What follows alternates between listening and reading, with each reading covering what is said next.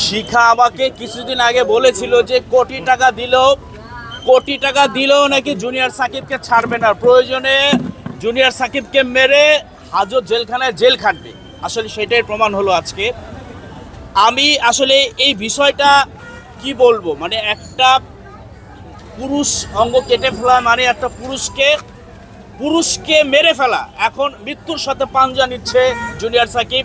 আসলে আমার মনে হয় যে এই দেশে পুরুষ নির্যাতন আইন করা উচিত, কারণ প্রতিনিয়ত পুরুষ নির্যাতিত হচ্ছে, যা আসলে অনেকে বলছে না। তো আমার মতে যেই একটা ছেলের সাথে সংসার করব না, বেশ ভালো কথা, সংসার করব না ভাই, আমরা আলাদা হয়ে যাই বা টাকা পয়সার ব্যাপার হলে সময় দেয়, কিন্তু একটা ছেলের অঙ্গ বাহাদুরের কি আছে? সে শুধু তাই না, সেই হাতে নিয়ে বলছে যে আমার জীবন আজকে সার্থক। মানে এইটা আসলে কোনো মানুষ, সুস্থ মানুষ কি এই কাজ করতে পারে? আমার মনে হয় যে এই মেয়েটা অসুস্থ এবং এই মেয়েটার অবশ্যই শাস্তি হওয়া উচিত, কারণ এর মতো আরো অনেক মেয়ের আছে যারা নাকি প্রতিনিয়ত ছেলেদের নির্যাতিত করা হচ্ছে।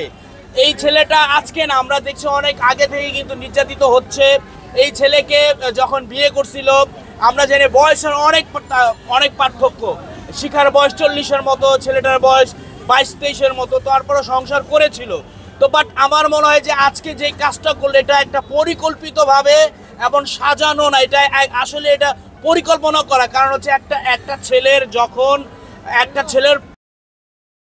অবশ্যই একটা ছেলের গায়ে আঁচড় কাটলে কিন্তু সে সজাগ হয়, টের পায়। আর যখন তার পুরুষাঙ্গ কেটে ফেললো, ছেলেটা অজ্ঞান ছিল, তাকে অচেতন করা হয়েছে, এমনকি তাকে এমন ঔষধ দেওয়া হয়েছে, ঘুমের ওষুধ খাওয়ানো হয়েছে, যাতে করে ছেলেটা কোনোভাবেই যাতে টের না পায়। না হলে দেখেন, একটা সময়ের ব্যাপার, অনেক সাহসের ব্যাপার, আর অনেক যে নাকি জঘন্যতম খারাপ মানুষ আমার মনে হয় যে পৃথিবীতে আর কেউ নাই।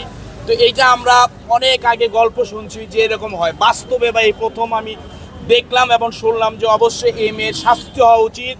প্রশাসন মেয়ে বলে যে পার পেয়ে যাবে, এটা কিন্তু ঠিক না। দেশে আইন রয়েছে, পুরুষ এবং মেয়ে যেই হোক না কেন, আমার মনে হয় যে এটা শাস্তি হওয়া উচিত।